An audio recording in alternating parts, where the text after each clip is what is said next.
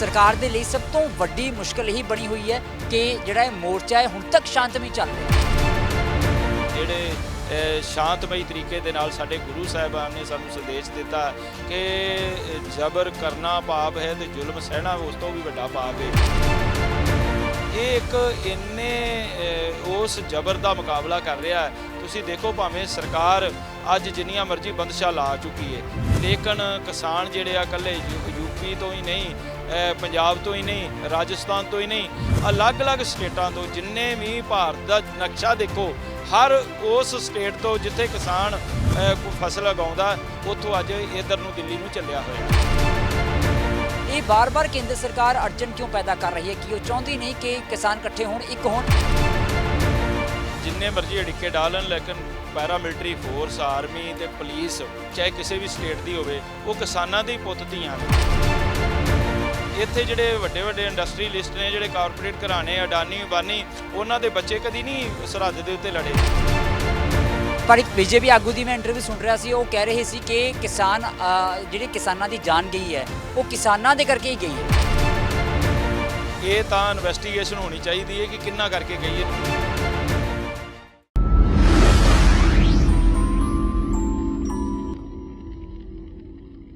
ਦਿੱਲੀ ਦੀ ਹਿੱਕ ਤੇ ਕਿਸਾਨਾਂ ਦੇ ਮੋਰਚੇ ਲੱਗੇ ਹੋਏ ਨੇ ਤੇ ਮੋਰਚੇ ਲੱਗਿਆਂ ਨੂੰ ਮਹੀਨੇ ਦੇ ਉੱਤੇ ਸਮਾਂ ਹੋ ਚੁੱਕਾ ਹੈ, ਪਰ ਮੋਰਚੇ ਚੜ੍ਹਦੀ ਕਲਾ ਵਿੱਚ ਨੇ। ਦ ਖਬਰਸਾਰ ਚੈਨਲ ਦੇਖ ਰਹੇ ਸਾਰੇ ਹੀ ਦਰਸ਼ਕਾਂ ਦਾ ਸਵਾਗਤ ਹੈ। ਮੈਂ ਹਾਂ ਤੁਹਾਡੇ ਨਾਲ ਠਾਕੁਰ ਅਮਨਦੀਪ ਸਿੰਘ। ਕਿਸਾਨੀ ਮੋਰਚੇ ਬਾਰੇ ਤੇ ਹੋਰ ਤੱਥਾਂ ਬਾਰੇ ਗੱਲਬਾਤ ਕਰਨ ਦੇ ਲਈ ਸਾਡੇ ਨਾਲ ਇਸ ਵੇਲੇ ਮੌਜੂਦ ਨੇ ਆਲ ਇੰਡੀਆ ਸਿੱਖ ਸਟੂਡੈਂਟ ਫੈਡਰੇਸ਼ਨ ਦੇ ਸਾਬਕਾ ਪ੍ਰਧਾਨ ਤੇ ਸ਼੍ਰੋਮਣੀ ਅਕਾਲੀ ਦਲ ਟਕਸਾਲੀ ਦੇ ਬੁਲਾਰੇ ਸਰਦਾਰ ਕਰਨੈਲ ਸਿੰਘ ਪੀਰ ਮੁਹੰਮਦ ਜੀ। ਗੱਲਬਾਤ ਕਰਾਂਗੇ। ਸਭ ਤੋਂ ਪਹਿਲਾਂ ਸਵਾਗਤ ਹੈ। ਧੰਨਵਾਦ ਜੀ। ਸਰ, ਸਿੰਘ ਫਸੇ ਹੋਏ ਨੇ, ਸਿੰਘ ਵੈਸੇ ਵੀ ਫਸੇ ਹੋਏ ਨੇ ਤੇ ਕੇਂਦਰ ਨਾਲ ਵੀ ਫਸੇ ਹੋਏ ਨੇ। ਤੁਸੀਂ ਕਿਵੇਂ ਵੇਖਦੇ ਹੋ ਜੋ ਇਹ ਹੁਣ ਇਸ ਮੋਰਚੇ ਨੂੰ ਜਾਂ ਇਸ ਸੰਘਰਸ਼ ਨੂੰ ਹੋਰ ਲੰਮਾ ਖਿੱਚਿਆ ਜਾ ਰਿਹਾ ਹੈ ਜਾਂ ਕੇਂਦਰ ਸਰਕਾਰ ਮਜਬੂਰ ਕਰ ਰਹੀ ਹੈ ਕਿ ਕਿਸਾਨ ਵਾਪਸ ਨਾ ਜਾਣ? ਦੇਖੋ ਠਾਕਰ ਸਾਹਿਬ, ਕੋਈ ਸਿੰਘ ਫਸਣ ਵਾਲੀ ਗੱਲ ਨਹੀਂ। ਕਿਸਾਨ ਤਾਂ ਆਪਣੇ ਹੱਕਾਂ ਹਕੂਕਾਂ ਵਾਸਤੇ ਇੱਕ ਸੰਘਰਸ਼ ਕਰ ਰਹੇ ਨੇ ਔਰ ਆਪਣੇ ਭਵਿੱਖ ਨੂੰ ਬਚਾਉਣ ਵਾਸਤੇ, ਆਪਣੇ ਬੱਚਿਆਂ ਦੇ ਭਵਿੱਖ ਨੂੰ ਬਚਾਉਣ ਵਾਸਤੇ ਇੱਕ ਬੜੇ ਹੀ ਸ਼ਾਂਤਮਈ ਤਰੀਕੇ ਦੇ ਨਾਲ ਸੰਘਰਸ਼ ਲੜਿਆ ਜਾ ਰਿਹਾ ਹੈ। ਪਹਿਲਾਂ 2 ਮਹੀਨੇ ਪੰਜਾਬ ਦੇ ਵਿੱਚ ਬੈਠ ਕੇ ਇੱਥੋਂ ਕੇਂਦਰ ਨੂੰ ਆਵਾਜ਼ ਦੇਣ ਵਾਸਤੇ ਇੱਕ ਬੜਾ ਵੱਡਾ ਉਪਰਾਲਾ ਕੀਤਾ ਗਿਆ, ਲੇਕਿਨ ਜਦੋਂ ਆਵਾਜ਼ ਨਹੀਂ ਸੁਣੀ ਗਈ ਫਿਰ ਦਿੱਲੀ ਨੂੰ ਕੂਚ ਕੀਤਾ ਗਿਆ ਕਿ ਰਾਮਲੀਲਾ ਮੈਦਾਨ ਦੇ ਵਿੱਚ ਜਾਂ ਜੰਤਰ ਮੰਤਰ ਤੇ ਬੈਠ ਕੇ, ਕਿਉਂਕਿ ਜਿਹੜਾ ਵੀ ਸੰਘਰਸ਼ ਲੜਿਆ ਜਾਂਦਾ ਉਸ ਸੰਘਰਸ਼ ਦੇ ਵਿੱਚ ਹਮੇਸ਼ਾ ਕੋਸ਼ਿਸ਼ ਹੁੰਦੀ ਹੈ ਕਿ ਜੰਤਰ ਮੰਤਰ ਉੱਥੋਂ ਜ਼ਰੂਰ ਕਹਾਣੀ ਜਿਹੜੀ ਬੋਲੀ ਸਰਕਾਰ ਹੈ ਉਹ ਜ਼ਰੂਰ ਆਵਾਜ਼ ਸੁਣੇ। ਤਾਂ ਇਸ ਵਾਸਤੇ ਜਦੋਂ ਉੱਥੇ ਗਏ ਤੇ ਹਰਿਆਣੇ ਦੇ ਵਿੱਚ ਜਿਸ ਤਰੀਕੇ ਦੇ ਨਾਲ ਪਾਣੀ ਦੀਆਂ ਵਿਛਾੜਾਂ ਮਾਰੀਆਂ ਗਈਆਂ ਕਿਸਾਨਾਂ ਨੂੰ, ਤੇ ਬੜਾ ਉਗਰ ਕਰਨ ਦੀ ਕੋਸ਼ਿਸ਼ ਕੀਤੀ ਗਈ ਸੰਘਰਸ਼ ਨੂੰ, ਪਰ ਫਿਰ ਵੀ ਪੁਰਅਮਨ ਤਰੀਕੇ ਦੇ ਨਾਲ, ਕਿਉਂਕਿ ਬੱਚਿਆਂ ਤੋਂ ਲੈ ਕੇ ਬਜ਼ੁਰਗਾਂ ਤੱਕ ਕਿਸਾਨ ਸੰਘਰਸ਼ ਦੇ ਵਿੱਚ ਹਰ ਕੋਈ ਯੋਗਦਾਨ ਪਾ ਰਿਹਾ ਤੇ ਉੱਥੇ ਬੈਠੇ ਹੋਏ ਨੇ। ਮੇਰੇ ਖਿਆਲ ਸਰਕਾਰ ਦੇ ਲਈ ਸਭ ਤੋਂ ਵੱਡੀ ਮੁਸ਼ਕਲ ਇਹੀ ਬਣੀ ਹੋਈ ਹੈ ਕਿ ਜਿਹੜਾ ਇਹ ਮੋਰਚਾ ਹੈ ਹੁਣ ਤੱਕ ਸ਼ਾਂਤਮਈ ਚੱਲ ਰਿਹਾ ਹੈ। ਦੇਖੋ, ਇਹ ਗੱਲ ਕਹਿੰਦੇ ਸੀ ਮਹਾਤਮਾ ਗਾਂਧੀ ਦੀ ਕਿ ਮਹਾਤਮਾ ਗਾਂਧੀ ਨੇ ਸੰਘਰਸ਼ ਲੜਿਆ ਤੇ ਉਹਨਾਂ ਨੇ ਚਰਖੇ ਦੀ ਘੂਕ ਦੇ ਨਾਲ ਹੀ ਆਜ਼ਾਦੀ ਲੈ ਆਂਦੀ। ਅਸੀਂ ਇਹ ਗੱਲ ਕਹਿਣਾ ਚਾਹੁੰਦੇ ਹਾਂ ਕਿ ਇਹਦੇ ਵਿੱਚ ਭਗਤ ਸਿੰਘ ਦੀ ਸੋਚ ਵੀ ਹੈਗੀ ਹੈ, ਇਹਦੇ ਵਿੱਚ ਸ਼ਹੀਦ ਕਰਤਾਰ ਸਿੰਘ ਸਰਾਭਾ ਦੀ ਵੀ ਸੋਚ ਹੈ, ਅੱਜ ਜਿਨ੍ਹਾਂ ਦਾ ਜਨਮ ਦਿਹਾੜਾ ਸ਼ਹੀਦ ਊਧਮ ਸਿੰਘ ਉਹਨਾਂ ਦੀ ਵੀ ਸੋਚ ਹੈ। ਉੱਥੇ ਨਾਲ ਹੀ ਜਿਹੜੇ ਸ਼ਾਂਤਮਈ ਤਰੀਕੇ ਦੇ ਨਾਲ ਸਾਡੇ ਗੁਰੂ ਸਾਹਿਬਾਨ ਨੇ ਸਾਨੂੰ ਸੰਦੇਸ਼ ਦਿੱਤਾ ਕਿ ਜ਼ਬਰ ਕਰਨਾ ਪਾਪ ਹੈ ਤੇ ਜ਼ੁਲਮ ਸਹਿਣਾ ਉਸ ਤੋਂ ਵੀ ਵੱਡਾ ਪਾਪ ਹੈ। ਤਾਂ ਉਸ ਸੋਚ ਨੂੰ ਵੀ ਨਾਲ ਲੈ ਕੇ ਤੇ ਆ ਪੋਹ ਦੀਆਂ ਠੰਡੀਆਂ ਰਾਤਾਂ ਜਦੋਂ ਗੁਰੂ ਸਾਹਿਬ ਜੀ ਦੇ ਸਾਹਿਬਜ਼ਾਦੇ ਚਮਕੌਰ ਦੀ ਜੰਗ ਵਿੱਚ ਸ਼ਹੀਦ ਹੋ ਰਹੇ ਨੇ, ਫਤਿਹਗੜ੍ਹ ਸਾਹਿਬ ਦੀਆਂ ਨੀਹਾਂ ਦੇ ਵਿੱਚ ਚਿਣੇ ਜਾ ਰਹੇ ਨੇ ਸਰਹੱਦ ਵਿਖੇ, ਤਾਂ ਉਦੋਂ ਸਾਡੀਆਂ ਮਾਤਾਵਾਂ ਮਾਤਾ ਗੁਜਰੀ ਜੀ ਦਾ ਸੰਦੇਸ਼ ਲੈ ਕੇ ਉੱਥੇ ਪਹੁੰਚੀਆਂ ਹੋਈਆਂ ਨੇ। ਬਾਬਾ ਜੋਰਾਵਰ ਸਿੰਘ, ਬਾਬਾ ਫਤਿਹ ਸਿੰਘ ਜੀ ਦੇ ਜਿਹੜੇ ਛੋਟੇ ਸਾਹਿਬਜ਼ਾਦਿਆਂ ਦੀ ਸੋਚ ਨੂੰ ਲੈ ਕੇ ਛੋਟੇ ਛੋਟੇ ਬੱਚੇ ਜਿਹੜੇ ਆ ਉਹ ਉੱਥੇ ਪਹੁੰਚੇ ਹੋਏ ਨੇ। ਤੇ ਕਿਸਾਨ ਸੰਘਰਸ਼ ਜਿਹੜਾ ਇਹ ਇੱਕ ਇੰਨੇ ਉਸ ਜ਼ਬਰ ਦਾ ਮੁਕਾਬਲਾ ਕਰ ਰਿਹਾ ਹੈ। ਤੁਸੀਂ ਦੇਖੋ ਭਾਵੇਂ ਸਰਕਾਰ ਅੱਜ ਜਿੰਨੀਆਂ ਮਰਜ਼ੀ ਬੰਦਸ਼ਾਂ ਲਾ ਚੁੱਕੀ ਹੈ, ਲੇਕਿਨ ਕਿਸਾਨ ਜਿਹੜੇ ਆ ਇਕੱਲੇ ਯੂਪੀ ਤੋਂ ਹੀ ਨਹੀਂ, ਪੰਜਾਬ ਤੋਂ ਹੀ ਨਹੀਂ, ਰਾਜਸਥਾਨ ਤੋਂ ਹੀ ਨਹੀਂ, ਅਲੱਗ-ਅਲੱਗ ਸਟੇਟਾਂ ਤੋਂ ਜਿੰਨੇ ਵੀ ਭਾਰਤ ਦਾ ਨਕਸ਼ਾ ਦੇਖੋ, ਹਰ ਉਸ ਸਟੇਟ ਤੋਂ ਜਿੱਥੇ ਕਿਸਾਨ ਕੋਈ ਫਸਲ ਉਗਾਉਂਦਾ ਉੱਥੋਂ ਅੱਜ ਇੱਧਰ ਨੂੰ ਦਿੱਲੀ ਨੂੰ ਚੱਲਿਆ ਹੋਇਆ। ਸਰ, ਉੱਤਰ ਪ੍ਰਦੇਸ਼ ਤੇ ਉੱਤਰਾਖੰਡ ਦੇ ਸਰਹੱਦ ਤੇ ਵੀ ਜੋ ਤਸਵੀਰਾਂ ਦੇਖਣ ਨੂੰ ਮਿਲੀਆਂ ਨੇ, ਜੋ ਰੋਕਣ ਦੀ ਕੋਸ਼ਿਸ਼ ਹੋਈ ਹੈ, ਬੈਰੀਕੇਡਿੰਗ ਟੱਪ ਕੇ ਕਿਸਾਨ ਪਹੁੰਚੇ ਨੇ, ਇਹ ਬਾਰ-ਬਾਰ ਕੇਂਦਰ ਸਰਕਾਰ ਅੜਚਨ ਕਿਉਂ ਪੈਦਾ ਕਰ ਰਹੀ ਹੈ ਕਿ ਉਹ ਚਾਹੁੰਦੀ ਨਹੀਂ ਕਿ ਕਿਸਾਨ ਇਕੱਠੇ ਹੋਣ, ਇੱਕ ਹੋਣ? ਜਿੰਨੇ ਮਰਜ਼ੀ ਅੜਿੱਕੇ ਡਾਲਣ, ਲੇਕਿਨ ਪੈਰਾਮਿਲਟਰੀ ਫੋਰਸ, ਆਰਮੀ ਤੇ ਪੁਲਿਸ ਚਾਹੇ ਕਿਸੇ ਵੀ ਸਟੇਟ ਦੀ ਹੋਵੇ, ਉਹ ਕਿਸਾਨਾਂ ਦੇ ਹੀ ਪੁੱਤ ਧੀਆਂ ਨੇ ਤੇ ਇਸੇ ਕਰਕੇ ਉਹ ਨਹੀਂ ਰੋਕਦੇ। ਜੇ ਉਹ ਰੋਕਣ ਦੀ ਇੱਕ ਸਰਕਾਰੀ ਉਹਨਾਂ ਦੇ ਜਿਹੜੇ ਆਦੇਸ਼ ਨੇ ਉਹਨਾਂ ਦਾ ਵੀ ਉਹ ਪ੍ਰਭਾਵ ਲੈਂਦੇ ਨੇ, ਲੇਕਿਨ ਕਿਸਾਨਾਂ ਦਾ ਪ੍ਰਭਾਵ ਜਿਹੜਾ ਹੈ ਉਹ ਉਹਨਾਂ ਅੱਗੇ ਸਭ ਤੋਂ ਵੱਡਾ, ਕਿਉਂਕਿ ਹਰ ਬੰਦਾ ਰੋਟੀ ਖਾਂਦਾ, ਚਾਹੇ ਕੋਈ ਮਿਲਟਰੀ ਦੇ ਵਿੱਚ ਹੋਵੇ, ਚਾਹੇ ਕੋਈ ਪੈਰਾਮਿਲਟਰੀ ਫੋਰਸ ਵਿੱਚ ਹੋਵੇ, ਚਾਹੇ ਕੋਈ ਪੁਲਿਸ ਦੇ ਵਿੱਚ ਹੋਵੇ, ਉਹ ਕਿਸਾਨ ਦਾ ਪੁੱਤ ਹੀ ਹੈ। ਇੱਥੇ ਜਿਹੜੇ ਵੱਡੇ ਵੱਡੇ ਇੰਡਸਟਰੀਲਿਸਟ ਨੇ, ਜਿਹੜੇ ਕਾਰਪੋਰੇਟ ਘਰਾਣੇ, ਅਡਾਨੀ ਅੰਬਾਨੀ, ਉਹਨਾਂ ਦੇ ਬੱਚੇ ਕਦੀ ਨਹੀਂ ਸਰਹੱਦ ਦੇ ਉੱਤੇ ਲੜੇ, ਉੱਥੇ ਲੜਦੇ ਆ ਤੇ ਕਿਸਾਨ ਹੀ ਲੜਦੇ ਆ। ਤੇ ਅੱਜ ਕਿਸਾਨਾਂ ਦੇ ਬੱਚਿਆਂ ਨੂੰ ਕਿਹਾ ਜਾ ਰਿਹਾ ਕਿ ਤੁਸੀਂ ਕਿਸਾਨਾਂ ਦੇ ਉੱਤੇ ਲਾਠੀਆਂ ਚਲਾਓ ਜਾਂ ਪਾਣੀ ਦੀਆਂ ਵਿਛਾੜਾਂ ਮਾਰੋ। ਕਿਵੇਂ ਮਾਰਨਗੇ? ਉਹਨਾਂ ਦੀ ਵੀ ਆਪਣੀ ਜ਼ਮੀਰ ਹੈ, ਉਹਨਾਂ ਦਾ ਵੀ ਆਪਣਾ ਕੋਈ ਸੋਚ ਸਿਧਾਂਤ ਹੈਗਾ। ਇਸ ਕਰਕੇ ਸਰਕਾਰ ਨੂੰ ਬੜੀ ਸਿਆਣਪ ਤੋਂ ਕੰਮ ਲੈਣਾ ਚਾਹੀਦਾ। ਸਰ ਲੇਕਿਨ ਸਰਕਾਰ, ਤੁਸੀਂ ਕਿਹਾ ਸਿਆਣਪ ਤੋਂ ਕੰਮ ਲੈਣਾ ਚਾਹੀਦਾ, ਸਰਕਾਰ ਤਾਂ ਹੁਣ NRI ਫੰਡਿੰਗ ਦੀ ਜਾਂਚ ਕਰ ਰਹੀ ਹੈ। ਉਹ ਕਹਿ ਰਹੀ ਹੈ ਵੀ ਜਥੇਬੰਦੀਆਂ ਨੂੰ, ਖਾਸ ਕਰ ਉਗਰਾਹਾਂ ਵਾਲੀ ਜਥੇਬੰਦੀਆਂ ਨੂੰ, ਉਗਰਾਹਾਂ ਸਾਹਿਬ ਹੁਣਾਂ ਨੂੰ NRI ਫੰਡਿੰਗ ਆ ਰਹੀ ਹੈ, ਉਹ ਸੋਰਸ ਕੀ ਹੈ, ਪੜਤਾਲ ਕੀਤੀ ਜਾਵੇ। ਦੇਖੋ, ਪਹਿਲੀ ਗੱਲ ਹੈ ਕਿ ਫੰਡਿੰਗ ਦਾ ਕੋਈ ਮਸਲਾ ਹੀ ਨਹੀਂਗਾ। ਹਰ ਚੀਜ਼ ਜਿਹੜੀ ਹੈ, ਜਿਹੜੀ ਦੀ ਲੋੜ ਹੈ, ਕਿਸੇ ਨੂੰ ਕੰਬਲ ਦੀ ਲੋੜ ਹੈ, ਕਿਸੇ ਨੂੰ ਸਰਾਣੇ ਦੀ ਲੋੜ ਹੈ, ਕਿਸੇ ਨੂੰ ਪ੍ਰਸ਼ਾਦੇ ਦੀ ਲੋੜ ਹੈ, ਕਿਸੇ ਨੂੰ ਦਾਲ ਦੀ ਲੋੜ ਹੈ, ਕਿਸੇ ਨੂੰ ਸਬਜ਼ੀ ਦੀ ਲੋੜ ਹੈ, ਜੋ ਕੁਝ ਵੀ ਇੱਕ ਘਰ ਦੇ ਵਿੱਚ ਚਾਹੀਦਾ ਹੈ ਉਹ ਸਾਰਾ ਉੱਥੇ ਖਾਲਸਾ ਏਡ ਵੱਲੋਂ ਦਿੱਤਾ ਜਾ ਰਿਹਾ ਹੈ। ਤੇ ਜਿਹੜਾ ਕੋਈ ਫੰਡ ਹੈ ਉਹ ਸਟੇਜ ਤੋਂ ਬਕਾਇਦਾ ਬੋਲਿਆ ਜਾਂਦਾ, ਕੋਈ 5 ਰੁਪਏ ਦਿੰਦਾ, ਚਾਹੇ ਕੋਈ 5 ਲੱਖ ਦਿੰਦਾ, ਉਹ ਬਕਾਇਦਾ ਉਹਦਾ ਉਹ ਜਦੋਂ ਵੀ ਆਡਿਟ ਹੋਵੇਗਾ ਹਰ ਚੀਜ਼ ਸਾਹਮਣੇ ਆ ਜਾਏਗੀ। ਉਹ ਕਿਸਾਨਾਂ ਨੇ ਇੱਕ ਆਪਣਾ ਕਮੇਟੀ ਬਣਾਈ ਹੈ, ਉਸ ਕਮੇਟੀ ਦੇ ਕੋਲ ਪੈਸਾ ਜਾ ਰਿਹਾ, ਔਰ ਉਹ ਪੈਸਾ ਜਿਹੜਾ ਯੂਟੀਲਾਈਜ਼ ਕਿੱਥੇ ਕਰਨਾ ਹੈ, ਉਹ ਪੈਸਾ ਅੱਗੇ ਜਾ ਕੇ ਜਿਹੜੇ ਵਿੱਚੋਂ ਹੁਣ ਤੱਕ ਜੇ ਇਹ ਸੰਘਰਸ਼ 1 ਮਹੀਨੇ ਦਾ ਹੋਇਆ ਤੇ 31 ਕਿਸਾਨਾਂ ਦੀ ਸ਼ਹਾਦਤ ਵੀ ਹੋਈ ਹੈ, ਤਾਂ ਉਹਨਾਂ 31 ਕਿਸਾਨਾਂ ਦੇ ਵਿੱਚ ਜਾਂ ਆਉਣ ਵਾਲੇ ਦਿਨਾਂ ਦੇ ਵਿੱਚ ਜੇ ਕੋਈ ਸਾਡੇ ਚੋਂ ਵਿਛੜ ਜਾਂਦਾ ਹੈ, ਉਹਨਾਂ ਪਰਿਵਾਰਾਂ ਦੇ ਵਿੱਚ ਉਹਨਾਂ ਦੀ ਆਰਥਿਕ ਸਹਾਇਤਾ ਕਰਨ ਵਾਸਤੇ ਜਿਹੜਾ ਕਿ ਸਰਕਾਰ ਦਾ ਫਰਜ਼ ਬਣਦਾ। ਹੁਣ ਵੇਖੋ, ਕੇਜਰੀਵਾਲ ਦੀ ਦਿੱਲੀ ਸਰਕਾਰ 1 ਕਰੋੜ ਰੁਪਈਆ ਉਸ ਮੁਲਾਜ਼ਮ ਨੂੰ ਦਿੰਦੀ ਹੈ ਜਿਹੜਾ ਕਿਸੇ ਡਿਊਟੀ ਦੇ ਦਰਮਿਆਨ ਚਲਾ ਜਾਂਦਾ। ਪੰਜਾਬ ਸਰਕਾਰ ਇੱਥੇ ਸਰਬਜੀਤ ਸਿੰਘ ਪਾਕਿਸਤਾਨ ਦੇ ਵਿੱਚ ਉਹਦੀ ਮੌਤ ਹੋਈ ਸੀ, ਤਾਂ ਉਹਦੇ ਪਰਿਵਾਰ ਨੂੰ 2 ਕਰੋੜ ਰੁਪਏ ਦੀ ਸਹਾਇਤਾ ਕੇਂਦਰ ਨੇ ਵੀ ਦਿੱਤੀ, ਫਿਰ ਇਹਨਾਂ ਨੇ ਵੀ ਦਿੱਤੀ, ਤੇ ਉਹਦੇ ਪਰਿਵਾਰ ਨੂੰ ਨੌਕਰੀ ਵੀ ਦਿੱਤੀ। ਤੇ ਕਿਸਾਨ ਜਿਹੜਾ ਹੈ, ਕਿਸਾਨ ਵੀ ਕਿਸੇ ਦਾ ਪੁੱਤ, ਕਿਸੇ ਦਾ ਧੀ, ਕਿਸੇ ਦਾ ਬਾਪ ਹੈ, ਉਸ ਦੇ ਪਰਿਵਾਰ ਦੀ ਸਹਾਇਤਾ ਜੇ ਸਰਕਾਰ ਨਹੀਂ ਕਰੇਗੀ ਫਿਰ ਕਿਸਾਨ ਜਥੇਬੰਦੀਆਂ ਨੇ ਤੇ ਕਰਨੀਆਂ। ਤੇ ਫਿਰ NRI ਕੌਣ ਨੇ? NRI ਪੰਜਾਬ ਦੀ ਧਰਤੀ ਤੋਂ ਗਏ ਨੇ, ਉਹਨਾਂ ਨੂੰ ਅੱਜ ਪਤਾ ਹੈ ਕਿ ਸਾਡੇ ਮਾਪਿਆਂ ਦੀਆਂ ਜਿਹੜੀਆਂ ਇੱਥੇ ਜ਼ਮੀਨਾਂ ਖੁੱਸ ਜਾਣੀਆਂ ਨੇ, ਸਾਡੀਆਂ ਧੀਆਂ, ਸਾਡੀਆਂ ਭੈਣਾਂ, ਸਾਡੇ ਬੱਚੇ, ਸਾਡੇ ਬਜ਼ੁਰਗ ਇਸ ਧਰਤੀ ਦੇ ਉੱਤੇ ਰਹਿੰਦੇ ਨੇ, ਸਾਡੀ ਸਰਜ਼ਮੀਨ ਦੇ ਉੱਤੇ ਅੱਜ ਕਾਰਪੋਰੇਟ ਘਰਾਣਿਆਂ ਨੇ ਕਬਜ਼ਾ ਕਰਨਾ ਹੈ, ਤਾਂ ਉਹ ਆਪਣੀ ਰੋਜੀ ਰੋਟੀ ਦੇ ਵਿੱਚੋਂ ਜਿਹੜਾ ਕੋਈ ਦਸਵੰਧ ਹੈ ਉਹ ਇੱਥੇ ਭੇਜਦੇ ਆ। ਪਰ ਇੱਕ BJP ਆਗੂ ਦੀ ਮੈਂ ਇੰਟਰਵਿਊ ਸੁਣ ਰਿਹਾ ਸੀ, ਉਹ ਕਹਿ ਰਹੇ ਸੀ ਕਿ ਕਿਸਾਨ ਜਿਹੜੀ ਕਿਸਾਨਾਂ ਦੀ ਜਾਨ ਗਈ ਹੈ ਉਹ ਕਿਸਾਨਾਂ ਦੇ ਕਰਕੇ ਹੀ ਗਈ ਹੈ। ਇਹ ਤਾਂ ਇਨਵੈਸਟੀਗੇਸ਼ਨ ਹੋਣੀ ਚਾਹੀਦੀ ਹੈ ਕਿ ਕਿੰਨਾ ਕਰਕੇ ਗਈ ਹੈ। ਤੁਸੀਂ ਇਹ ਦੇਖੋ ਕਿ ਕਿਸੇ ਨੂੰ ਚਾਹ ਹੈ ਸਰਹੱਦ ਦੇ ਉੱਪਰ ਜਾ ਕੇ, ਬਾਰਡਰ ਦੇ ਉੱਤੇ ਠੰਡੀਆਂ ਰਾਤਾਂ ਦੇ ਵਿੱਚ, ਪੋਹ ਦੀਆਂ ਰਾਤਾਂ ਦੇ ਵਿੱਚ ਉੱਥੇ ਜਾ ਕੇ ਬੈਠਣਾ। ਇਹ ਜਿਹੜੇ BJP ਵਾਲੇ, ਇਹਨਾਂ ਨੂੰ ਤਾਂ ਬੰਨ੍ਹ ਕੇ ਲਿਜਾਣਾ ਚਾਹੀਦਾ, ਉੱਥੇ ਬਿਠਾਉਣਾ ਚਾਹੀਦਾ। ਇਹਨਾਂ ਨੂੰ ਪਤਾ ਲੱਗੇ ਕਿ ਕੀ ਠੰਡ ਹੁੰਦੀ ਹੈ ਤੇ ਕਿਸ ਤਰੀਕੇ ਦੇ ਨਾਲ, ਕਿਹੜੇ ਕੋਈ ਚਾਅ ਦੇ ਨਾਲ ਜਾਂਦੇ ਆ।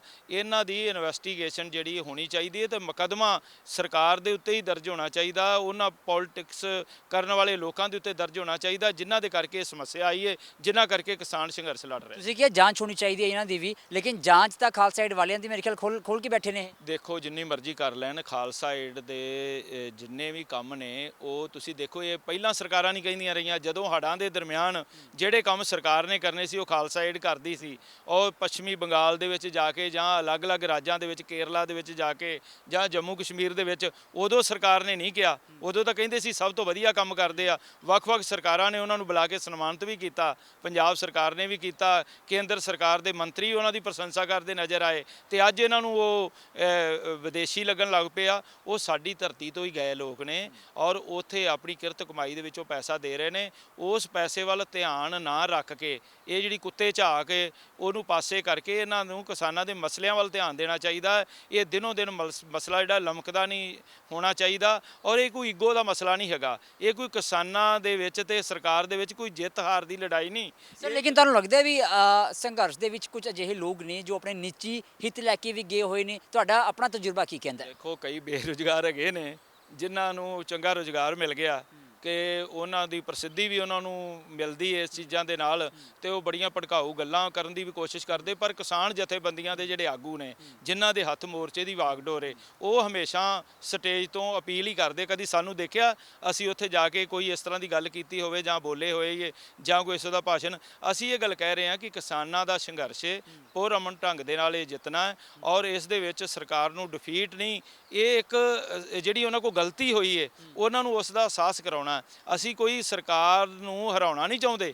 ਸਰਕਾਰ ਆਪਣੇ ਆਪ ਵਿੱਚ ਇੱਕ ਡਿਊਟੀ ਆਪਣੀ ਨਿਭਾਵੇ, ਜ਼ਿੰਮੇਵਾਰੀਆਂ ਨੂੰ ਨਿਭਾਵੇ, ਕਿਸਾਨਾਂ ਦੇ ਉਜਲ ਭਵਿੱਖ ਬਾਰੇ ਗੱਲ ਕਰੇ, ਲੇਕਿਨ ਉਹ ਕਿ ਕਾਰਪੋਰੇਟ ਘਰਾਣਿਆਂ ਦੇ ਗੋਦੀ ਮੀਡੀਆ ਦੇ ਰਾਹੀਂ ਇੱਕ ਇਹੋ ਜਿਹਾ ਪ੍ਰਭਾਵ ਦੇਣ ਦੀ ਕੋਸ਼ਿਸ਼ ਕਰ ਰਿਹਾ। ਅੱਜ ਮੈਂ ਇੱਕ ਬੀਜੇਪੀ ਲੀਡਰ ਦੀ ਗੱਲ ਸੁਣ ਰਿਹਾ ਸੀ, ਕਹਿੰਦਾ ਜੀ ਅੰਬਾਨੀ ਅਡਾਨੀ ਕਿਹੜੇ ਭਿਖਾਰੀ ਸਨ। ਪਰ ਮੈਂ ਉਹਨੂੰ ਦੱਸਣਾ ਚਾਹੁੰਦਾ ਕਿ ਅੰਬਾਨੀ ਜਿਹੜਾ ਵੱਡਾ ਅੰਬਾਨੀ ਸੀ, ਉਹ ਪਿਛਲੇ ਸਮੇਂ ਦੇ ਵਿੱਚ ਬਹੁਤ ਛੋਟੇ ਜਿਹੇ ਕੰਮ ਤੋਂ ਉੱਠਿਆ ਸੀ। ਕਹਿੰਦੇ 100 ਰੁਪਏ ਲੈ ਕੇ ਉਹ ਮੁੰਬਈ ਗਏ ਸੀ। ਲੇਕਿਨ ਉਹਨਾਂ ਦੇ ਅੱਜ ਵਕੀਲ ਖਵਾਜੇ ਦਾ ਗਵਾਹ ਡੱਡੂ ਜਿਹੜਾ ਉਹ ਬਣਨ ਦੀ ਕੋਸ਼ਿਸ਼ ਕਰ ਰਹੇ ਨੇ, ਕਿਉਂਕਿ ਇਹਨਾਂ ਨੂੰ ਮੋਟੇ ਫੰਡ ਮਿਲ ਰਹੇ ਨੇ। ਇਹਨਾਂ ਦੇ ਇਹਨਾਂ ਦੀ ਜਾਂਚ ਕਿਉਂ ਨਹੀਂ ਹੁੰਦੀ ਜੀ? ਇਹਨਾਂ ਪੋਲੀਟੀਸ਼ੀਅਨਸ ਦੀ, ਸਿਆਸਤਦਾਨਾਂ ਦੀ ਜਾਂਚ ਕਿਉਂ ਨਹੀਂ ਹੁੰਦੀ? ਇਹਨਾਂ ਨੂੰ ਫੰਡਿੰਗ ਕਿੱਥੋਂ ਆਉਂਦੀ ਹੈ, ਉਹਨਾਂ ਦੀ ਜਾਂਚ ਕਿਉਂ ਨਹੀਂ ਕਰਦੇ? ਤਾਂ ਰਕੇਸ਼ ਸਿੰਘ ਟਕੈਤ ਤੇ ਸਮੁੱਚੇ ਜਿੰਨੇ ਵੀ ਕਿਸਾਨ ਲੀਡਰ ਨੇ, ਚਾਹੇ ਉਹ ਅਗਰਾਹਾਂ ਹੋਣ, ਚਾਹੇ ਰਾਜੇਵਾਲ ਹੋਣ, ਚਾਹੇ ਜਿਹੜੇ ਗੁਰਨਾਮ ਸਿੰਘ ਹੋਣ, ਇਹਨਾਂ ਸਾਰਿਆਂ ਨੂੰ ਅਪੀਲ ਕਰਾਂਗਾ ਕਿ ਨਾਲ ਰਾਜਨੀਤਿਕ ਸੋਚ ਨੂੰ ਵੀ ਅਪਣਾਓ।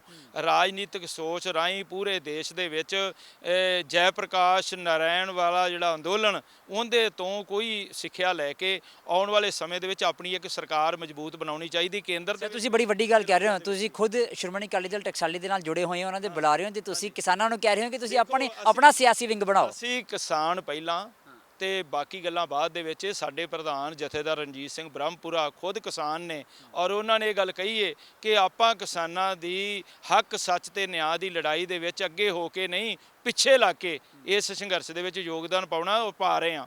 ਔਰ ਸਾਡੀ ਜਥੇਬੰਦੀ ਦੇ ਜਿੰਨੇ ਵੀ ਆਗੂ ਉੱਥੇ ਜਾਂਦੇ ਨੇ, ਉਹ ਕਦੇ ਮਹਿਸੂਸ ਨਹੀਂ ਕਰਦੇ, ਕਿਸੇ ਨੂੰ ਪਤਾ ਨਹੀਂ ਲੱਗਣ ਦਿੰਦੇ ਕਿ ਅਸੀਂ ਉੱਥੇ ਗਏ ਹਾਂ ਜਾਂ ਨਹੀਂ ਗਏ। ਅਸੀਂ ਆਪਣਾ ਜਿਹੜਾ ਸੰਘਰਸ਼ ਹੈ, ਕਿਵੇਂ ਮਦਦ ਕਰਨੀ ਹੈ, ਕਿਸ ਤਰੀਕੇ ਦੇ ਨਾਲ ਇਸ ਸੰਘਰਸ਼ ਦੇ ਵਿੱਚ ਯੋਗਦਾਨ ਪਾਉਣਾ, ਉਹ ਆਪਣਾ ਬੜਾ ਹੀ ਚੰਗੇ ਢੰਗ ਦੇ ਨਾਲ ਉਸ ਦੇ ਵਿੱਚ ਅਸੀਂ ਕੋਈ ਕ੍ਰੈਡਿਟ ਨਹੀਂ ਲੈਣਾ ਚਾਹੁੰਦੇ। ਅਸੀਂ ਤਾਂ ਕੇਂਦਰ ਸਰਕਾਰ ਨੂੰ ਇਹ ਗੱਲ ਕਹਿਣਾ ਚਾਹੁੰਦੇ ਹਾਂ, ਤੇ ਉਹਨਾਂ ਰਾਜਨੀਤਿਕ ਪਾਰਟੀਆਂ ਨੂੰ ਜਿਹੜੀਆਂ ਅੱਜ ਬੀਜੇਪੀ ਨੂੰ ਨਿੰਦ ਰਹੀਆਂ ਨੇ, ਮੈਂ ਇਹ ਵੀ ਗੱਲ ਕਹਾਂਗਾ, ਕਾਂਗਰਸ ਦੀ ਨੀਤੀ ਵੀ ਕੋਈ ਚੰਗੀ ਨਹੀਂ ਰਹੀ। ਕਾਂਗਰਸ ਨੇ ਵੀ ਪਹਿਲਾਂ ਇਹੋ ਕੰਮ ਹੀ ਕੀਤਾ, ਕਾਰਪੋਰੇਟ ਘਰਾਣਿਆਂ ਨਾਲ ਹੱਥ ਮਿਲਾ ਕੇ ਇਹਨਾਂ ਬਿੱਲਾਂ ਨੂੰ ਸਮੇਂ-ਸਮੇਂ ਆਉਣ ਦਿੱਤਾ ਗਿਆ, ਤੇ ਅੱਜ ਉਹ ਕੰਮ ਨਰਿੰਦਰ ਮੋਦੀ ਉਸ ਟਰੈਪ ਦੇ ਵਿੱਚ ਫਸ ਗਏ। ਨਰਿੰਦਰ ਮੋਦੀ ਨੂੰ ਤਾਂ ਚਾਹੀਦਾ ਹੈ ਕਿ ਉਹ ਇਹ ਸਾਰੀ ਚੀਜ਼ ਨੂੰ ਨੰਗਾ ਕਰੇ ਤੇ ਆਪ ਆਪਣੀ ਗਲਤੀ ਦਾ ਅਹਿਸਾਸ ਕਰੇ। ਉਹਨੂੰ ਜਿਹੜੇ ਚੰਗੇ ਸਲਾਹਕਾਰਾਂ ਤੋਂ ਸਲਾਹ ਲੈਣੀ ਚਾਹੀਦੀ ਹੈ, ਕਿਸਾਨਾਂ ਦੇ ਭਵਿੱਖ ਬਾਰੇ ਗੱਲ ਕਰਨੀ ਚਾਹੀਦੀ ਹੈ। ਜਿਵੇਂ ਉਹ ਗੁਰਦੁਆਰਾ ਰਕਾਬਗੰਜ ਸਾਹਿਬ ਗਏ ਸੀ, ਉੱਥੇ ਪਿੱਛੇ ਕਥਾ ਦੇ ਵਿੱਚ ਭਾਈ ਸਾਹਿਬ ਕੀ ਕਹਿ ਰਹੇ ਸੀ ਕਿ ਕੱਲਾ ਮੱਥਾ ਟੇਕਣ ਦੇ ਨਾਲ ਨਹੀਂ, ਕੱਲਾ ਬਾਣੀ ਪੜ੍ਹਨ ਦੇ ਨਾਲ ਨਹੀਂ, ਜਾਂ ਸਰਵਣ ਕਰਨ ਦੇ ਨਾਲ ਨਹੀਂ, ਉਹਨਾਂ ਨੂੰ ਆਪਣੇ ਮਨ ਮੰਦਰ ਦੇ ਵਿੱਚ ਟਿਕਾਉਣ ਦੀ ਵੀ ਲੋੜ ਹੈ, ਸੁਰਤ ਵਿੱਚ ਟਿਕਾਉਣ ਦੀ ਲੋੜ ਹੈ, ਅਮਲ ਕਰਨ ਦੀ ਲੋੜ ਹੈ। ਸੋ ਨਰਿੰਦਰ ਮੋਦੀ ਨੂੰ ਚਾਹੀਦਾ ਹੈ ਕਿ ਉਹ ਆਉਣ ਔਰ ਖੁੱਲ੍ਹੇ ਮਨ ਦੇ ਨਾਲ, ਜਿਹੜੀ ਉਹ ਆਉਂਦੇ ਨੇ ਕਿ ਮਨ ਕੀ ਬਾਤ, ਉਹ ਆਪਣੇ ਮਨ ਦੀ ਬਾਤ ਤਾਂ ਸੁਣਾ ਰਹੇ ਨੇ, ਲੇਕਿਨ ਕਿਸਾਨਾਂ ਦੇ ਮਨ ਦੀ ਬਾਤ ਵੀ ਸੁਣਨ। ਇੱਕ ਦਿਨ ਇੱਕ ਐਤਵਾਰ ਕਹਿਣ ਕਿਸਾਨਾਂ ਨੂੰ ਕਿ ਆਪਣੇ ਮਨ ਦੀ ਬਾਤ ਸੁਣਾਓ, ਤੇ ਨੈਸ਼ਨਲ ਮੀਡੀਆ ਦੇ ਉੱਤੇ ਪੂਰੀ ਖੁੱਲ੍ਹੀ ਦੇਣ ਕਿ ਮੈਂ ਸੁਣਾਂਗਾ ਬੈਠ ਕੇ, ਤੇ ਕਿਸਾਨ ਆਪਣੀ ਮਨ ਦੀ ਬਾਤ ਦੱਸਣ। ਫਿਰ ਪਤਾ ਲੱਗੇ ਕਿ ਕਿਸਾਨਾਂ ਦੀ ਮਨ ਦੀ ਬਾਤ ਕੀ ਹੈ, ਕਿਸਾਨ ਕੀ ਚਾਹੁੰਦੇ ਨੇ। ਕਿਸਾਨ ਚਾਹੁੰਦੇ ਨੇ ਕਿ ਸਵਾਮੀਨਾਥਨ ਕਮਿਸ਼ਨ ਨੇ ਜਿਹੜੀ ਇੱਕ ਰਿਪੋਰਟ ਦਿੱਤੀ ਸੀ, ਜਿਹਦੇ ਵਿੱਚ 1967 ਦੇ ਵਿੱਚ ਜੋ ਚੀਜ਼ਾਂ ਦੇ ਭਾਅ ਸੀ ਅਲੱਗ-ਅਲੱਗ, ਉਵੇਂ ਹੀ ਫਸਲਾਂ ਦੇ ਭਾਅ ਵਧਾਏ ਜਾਣ। ਅੱਜ ਦਾ ਭਾਅ ਜਿਹੜਾ ਜੋ ਸਾਡਾ, ਤੁਸੀਂ ਦੇਖੋ ਕਿ ਕਿਸਾਨ ਦੇ ਕੋਲੋਂ 20 ਰੁਪਏ ਕਿਲੋ ਬਾਸਮਤੀ ਲੈ ਕੇ, ਤੇ ਇਹ ਉਸ ਨੂੰ 100 ਰੁਪਏ ਤੋਂ ਲੈ ਕੇ 150-150 ਰੁਪਏ ਕਾਰਪੋਰੇਟ ਘਰਾਣੇ ਜਿਹੜੇ ਆ ਉਹ ਛੋਟੇ-ਛੋਟੇ ਪੈਕਟਾਂ ਦੇ ਵਿੱਚ ਵੇਚ ਰਹੇ ਨੇ। ਤੇ ਉਹ ਕਿਸਾਨਾਂ ਦੇ ਕੋਲੋਂ ਸਬਜ਼ੀਆਂ ਲੈ ਕੇ, ਫਰੂਟ ਲੈ ਕੇ, ਉਹਨਾਂ ਨੂੰ ਕਿਵੇਂ ਮੰਡੀਆਂ ਦੇ ਵਿੱਚ ਉਹਨਾਂ ਦੀ ਗ੍ਰੇਡਿੰਗ ਕਰ। ਲੇਕਿਨ ਮੋਦੀ ਸਾਹਿਬ ਦੇ ਮੈਂ ਹਾਲ ਹੀ ਦੇ ਵਿੱਚ ਸੁਣ ਰਿਹਾ ਸੀ, ਇੱਕ ਉਹਨਾਂ ਦਾ ਬਿਆਨ ਲੱਗਿਆ ਹੋਇਆ ਹੈ, ਕਿਸੇ ਅਖਬਾਰ 'ਚ ਮੈਂ ਪੜ੍ਹਿਆ ਹੈ, ਉਹ ਕਹਿੰਦੇ ਆ ਕੇਰਲਾ ਦੇ ਵਿੱਚ ਜਿਹੜੀ ਹੈਗੀ ਹੈ ਉਹ ਕਮਿਊਨਿਸਟ ਪਾਰਟੀ ਦੀ ਸਰਕਾਰ ਹੈ, ਉੱਥੇ APMC ਹੈ ਹੀ ਨਹੀਂ, ਉੱਥੇ ਰੌਲਾ ਕਿਉਂ ਨਹੀਂ ਪਾ ਰਹੇ? ਦੇਖੋ ਗੱਲ ਇਹ ਆ, ਗੱਲ APMC ਹੋਵੇ ਨਾ ਹੋਵੇ, MSP ਦਾ ਜਿਹੜਾ ਮਸਲਾ ਮੇਨ ਹੈਗਾ ਹੈ ਕਿ ਸਾਡਾ ਇੱਕ ਰੇਟ ਤੁਸੀਂ ਮੈਨੂੰ ਦੇਖੋ, ਇੱਕ ਸੂਈ ਲੈਣੀ ਹੋਵੇ ਬਾਜ਼ਾਰ ਦੇ ਵਿੱਚੋਂ ਤੇ ਦੁਕਾਨਦਾਰ ਰੇਟ ਦੱਸਦਾ, ਗਾਹਕ ਤਾਂ ਨਹੀਂ ਨਾ ਦੱਸਦਾ। ਇੱਥੇ ਕੀ ਹੋ ਰਿਹਾ, ਗਾਹਕ ਸਾਨੂੰ ਦੱਸਦਾ ਹੈ ਕਿ ਤੁਹਾਡੀ ਫਸਲ ਦਾ ਆਹ ਮੁੱਲ ਮੈਂ ਦੇਣਾ, ਇਸ ਤੋਂ ਵੱਧ ਨਹੀਂ ਦੇਣਾ। ਇੱਥੋਂ ਹੀ ਤੁਸੀਂ ਅੰਦਾਜ਼ਾ ਲਾ ਸਕਦੇ ਹੋ। ਅੱਜ ਤੁਸੀਂ ਬਾਜ਼ਾਰ ਦੇ ਵਿੱਚ ਜਾਓ, ਕੋਈ ਚੀਜ਼ ਵੀ ਲੈਣ ਜਾਓ ਤਾਂ ਉੱਥੇ ਜਿਹੜੀ ਚੀਜ਼ ਹੈ ਉਹ ਦੁਕਾਨਦਾਰ ਉਸ ਦਾ ਮੁੱਲ ਤੈਅ ਕਰਦਾ, ਫੈਕਟਰੀ ਦਾ ਮਾਲਕ ਉਹਦਾ ਮੁੱਲ ਤੈਅ ਕਰਦਾ। ਲੇਕਿਨ ਕਿਸਾਨਾਂ ਦੀਆਂ ਜਿਹੜੀਆਂ ਸੋਨੇ ਵਰਗੀਆਂ ਫਸਲਾਂ ਨੇ ਉਹ ਰੁਲਦੀਆਂ ਰਹਿੰਦੀਆਂ ਤੇ ਕਿਸਾਨ ਇਹ ਗੱਲ ਕਹਿੰਦਾ ਕਿ ਮੈਂ ਸੁੱਟਣ ਚੱਲਿਆ। ਬਿਲਕੁਲ ਇਹ ਤਰਾਸਦੀ ਹੈ ਵੀ 6 ਮਹੀਨੇ ਮਿਹਨਤ ਕਰਕੇ ਜਦੋਂ ਮੁੱਲ ਨਹੀਂ ਪੈਂਦਾ ਫਸਲ ਦਾ, ਉਦੋਂ ਕਿਸਾਨ ਦੀ ਹਾਲਤ ਦੇਖਣ ਵਾਲੀ ਹੁੰਦੀ ਹੈ, ਤਰਸਯੋਗ ਹੁੰਦੀ ਹੈ। ਸਰ ਅਸੀਂ ਗੱਲ ਕਰ ਰਹੇ ਸੀ ਜਿਹੜੇ ਵਿੱਚ ਕੁਝ ਲੋਕ ਨੇ ਜੋ ਆਪਣਾ ਨਿੱਜੀ ਹਿੱਤ ਲੈ ਕੇ ਗਏ ਨੇ, ਤੁਹਾਨੂੰ ਲੱਗਦਾ ਹੈ ਕਿ ਕਿਉਂਕਿ ਕਿਸਾਨ ਆਗੂਆਂ ਨੇ ਮਨਾ ਕੀਤਾ ਅਸੀਂ ਸਿਆਸੀ ਧਿਰ ਨਹੀਂ ਬਣਾਵਾਂਗੇ, ਹਲੇ ਸਾਡਾ ਟਾਰਗੇਟ ਹੈਗਾ ਇਹ ਇਹਨਾਂ ਬਿੱਲਾਂ ਨੂੰ ਕਾਨੂੰਨਾਂ ਨੂੰ ਰੱਦ ਕਰਵਾਉਣਾ, ਪਰ ਜਿਹੜੇ ਉਹ ਲੋਕ ਨੇ ਜੋ ਨਿੱਜੀ ਹਿੱਤ ਲੈ ਕੇ ਗਏ ਨੇ ਜਾਂ ਆਪਣਾ ਸਿਆਸੀ ਭਵਿੱਖ ਦੇਖ ਰਹੇ ਨੇ, ਉਹ ਬੇਨਕਾਬ ਹੋਣਗੇ ਜਾਂ ਲੋਕ ਸਮਝਣਗੇ ਉਹਨਾਂ ਦੀਆਂ ਗੱਲਾਂ ਨੂੰ ਵੀ? ਨਹੀਂ ਉਹਨਾਂ ਦੀ ਦੇਖੋ ਕੋਈ ਵੈਲਿਊ ਨਹੀਂ ਹੈਗੀ। ਠੀਕ ਹੈ, ਅੱਜ ਵਿੱਚ ਕੁਝ ਇਸ ਤਰ੍ਹਾਂ ਦੇ ਲੋਕ ਹੈਗੇ ਨੇ ਜਿਹੜੇ ਚਾਹੁੰਦੇ ਨੇ ਕਿ ਕਿਸੇ ਤਰੀਕੇ ਨਾਲ ਖਰੂਦ ਪਵੇ, ਪਰ ਉਹਨਾਂ ਨੂੰ ਉਹਨਾਂ ਦੀ ਪਹਿਚਾਣ ਪੰਜਾਬ ਦੇ ਲੋਕਾਂ ਨੂੰ ਹੀ ਨਹੀਂ, ਪੂਰੇ ਦੇਸ਼ ਵਾਸੀਆਂ ਨੂੰ ਵੀ ਹੈਗੀ ਹੈ। ਔਰ ਸੋਸ਼ਲ ਮੀਡੀਆ ਦੇ ਉੱਤੇ ਕੁਝ ਲੋਕ ਜਿਹੜੇ ਆਪਣਾ ਪ੍ਰਭਾਵ ਦੇਣ ਦੀ ਕੋਸ਼ਿਸ਼ ਕਰਦੇ ਆ ਕਿ ਸ਼ਾਇਦ ਅਸੀਂ ਸੰਘਰਸ਼ ਚਲਾ ਰਹੇ ਹਾਂ, ਰੋਜ਼ਾਨਾ ਪ੍ਰਭਾਵ ਦਿੰਦੇ ਸੋਸ਼ਲ ਮੀਡੀਆ ਤੇ। ਲੇਕਿਨ ਇਹ ਜਿਹੜਾ ਹੈ ਅਸਲ ਪ੍ਰਭਾਵ ਹੈ, ਇਹ ਕਿਸੇ ਇੱਕ ਵਿਅਕਤੀ ਦਾ ਸੰਘਰਸ਼ ਨਹੀਂਗਾ, ਇਹ ਇੱਕ ਸਾਡੇ ਭਵਿੱਖ ਦਾ ਸੰਘਰਸ਼ ਹੈ ਜਿਹਦੇ ਵਿੱਚ ਹਰ ਇੱਕ ਯੋਗਦਾਨ ਪਾ ਰਿਹਾ। ਤੇ ਇਸ ਯੋਗਦਾਨ ਦੇ ਵਿੱਚ ਜੇ ਕੋਈ ਤਾਰੋ-ਪੀੜ ਕਰਨ ਦੀ ਕੋਸ਼ਿਸ਼ ਕਰੇਗਾ ਜਾਂ ਇਸ ਦੇ ਵਿੱਚੋਂ ਆਪਣੀ ਕੋਈ ਸਿਆਸੀ ਕੋਸ਼ਿਸ਼ ਕਰੇਗਾ ਤਾਂ ਉਹ ਨਹੀਂ ਮਿਲਣੀ। ਹਾਂ, ਇੱਕ ਸਾਫ਼ ਸੁਥਰੇ ਢੰਗ ਦੇ ਨਾਲ, ਜਿਵੇਂ ਅੰਨਾ ਹਜ਼ਾਰਾ ਦੀ ਮੂਵਮੈਂਟ ਦੇ ਵਿੱਚੋਂ ਕੇਜਰੀਵਾਲ ਸਰਕਾਰ ਨਿਕਲੀ, ਕੋਈ ਇਹੋ ਜਿਹਾ ਮਾਹੌਲ ਸਾਡੇ ਵੱਖ-ਵੱਖ ਸਟੇਟਾਂ ਦੇ ਵਿੱਚ ਬਣਨਾ ਚਾਹੀਦਾ, ਕੇਂਦਰੀ ਹਕੂਮਤ ਦੇ ਵਿੱਚ ਵੀ ਬਣਨਾ ਚਾਹੀਦਾ, ਜਿਸ ਦੇ ਨਾਲ ਕਿਸਾਨਾਂ ਨੂੰ ਵੀ ਮਜ਼ਬੂਤੀ ਮਿਲੇ ਕਿ ਉਹ ਆਪਣੀ ਰਾਜਨੀਤਿਕ ਇੱਛਾ ਸ਼ਕਤੀ ਦੇ ਨਾਲ ਆਪਣੇ ਭਵਿੱਖ ਦੇ ਕੋਈ ਚੰਗੇ ਫੈਸਲੇ ਲੈ ਸਕਣ। ਸਾਡੇ ਨਾਲ ਗੱਲਬਾਤ ਕਰਨ ਲਈ ਬਹੁਤ-ਬਹੁਤ ਧੰਨਵਾਦ ਸਰ। ਤਾਂ ਸਰ ਨੇ ਕਰਨੈਲ ਸਿੰਘ ਪੀਰ ਮੁਹੰਮਦ ਜੀ, ਜਿਨ੍ਹਾਂ ਨੇ ਕਿਹਾ ਕਿ ਇਹ ਜਿਹੜੀ ਲੜਾਈ ਹੈ, ਜਿਹੜਾ ਸੰਘਰਸ਼ ਹੈ, ਸਿਰਫ ਫਸਲਾਂ ਦਾ ਨਹੀਂ, ਇਹ ਨਸਲਾਂ ਦਾ ਵੀ ਹੈ, ਕਿਉਂਕਿ ਜੇ ਫਸਲਾਂ ਰਹਿਣਗੀਆਂ ਤਾਂ ਸਾਡੀਆਂ ਨਸਲਾਂ ਰਹਿਣਗੀਆਂ। ਪਰ ਕੀ ਕੇਂਦਰ ਸਰਕਾਰ ਜਾਂ ਜੋ ਹੁਕਮਰਾਨ ਬੈਠੇ ਨੇ ਕੇਂਦਰ ਦੇ ਵਿੱਚ ਉਹ ਇਹ ਗੱਲ ਸਮਝਣਗੇ ਜਾਂ ਫਿਰ ਨਹੀਂ? ਕੈਮਰਾ ਪਰਸਨ ਮਨੋਜ ਦੇ ਨਾਲ ਠਾਕੁਰ ਅਮਨਦੀਪ ਸਿੰਘ, ਦ ਖਬਰਸਾਰ, ਚੰਡੀਗੜ੍ਹ।